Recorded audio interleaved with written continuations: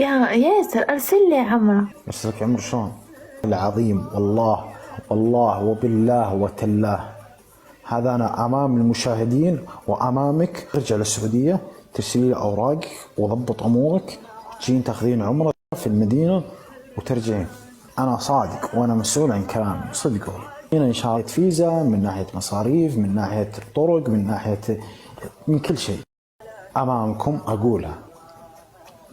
أنتي تستاهلين كل خير والله. إن شاء الله بإذن الله أول ما أرجع للسعودية أشوف الوقت المناسب العمرة، يعني المناسب للعمرة ما يكون في زحمة كثير وأمور السفارة ماشية الحال. راح أخلص أمور الفيزا، تسوي جوازك وإن كان معك أمك. لك بس أنا ضاحكة يا ياسر والله. هذا شيء مو لي، حاول أنا أحذف يعني فهمتي قبل أوريك. لا حي والله على أساس أنا ما كنت حاجة، لكن نبغى نشد فيه فهمتي.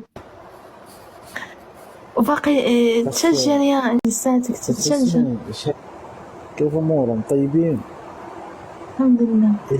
الماما والتاتي والمامي كيفهم؟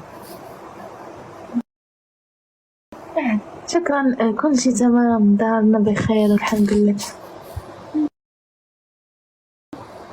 تلبي بدك بالكرة بحال هذاك ماشي بالكم اليوم عن المفاجأة. واخا خربتي هاوش يا الحرب صوت الحرب صوت. عرفتوا مصالح شنيا راح نحطوا سطلة بلا تقرقيط. ها وش مفروض تكون إجابتي يعني لما يسألوني وش علاقتك بشيء؟ ويقول صديقتي. أختي تقولي بحنا شيماء. يا أستاذ يا أستاذ الشيماء، يا شيماء، يا الغالية اسمي. هو يعني عشان كنت أوضح لهم إنه فرق أمي كانت عندي في اللايف، فهمتي؟ أمي كانت عندي يا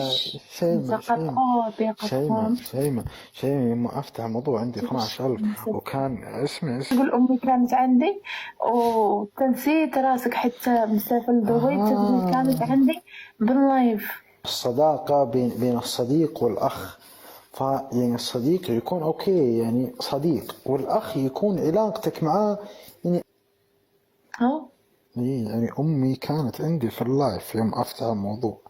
كانت عندك كنت باغي تطنش وتبكلي لح في عيونها. طيب وش مفروض تكون إجابتي يعني؟ كانت عندك باللايف مالك أشنك صرت يعني طيب أنا قلت زي أختي يعني أنت وش يعني باللايف زعما بغا يقول لي أما كانت عندي ثنية قال لا اللايف عندك هي عندك بالبيت أما باللايف قول أمي. أيما جاوبي صافي حطيتهم سطلة بلا تقاقيب عرفتهم أنا اللي عرفت هادشي اللي كاين. يا ساد طريف بزاف، انا عزيز عليا صراحه بس كنبقى نضحك معاه والله كيفاجئ عليا وانا كيفاجئ عليا فهمتي. كنضحكوا في اللايف هادشي اللي كاين، مش اي واحد راه كيضحك ولا شي واحد كيدير صافي بيناتهم شي حاجه.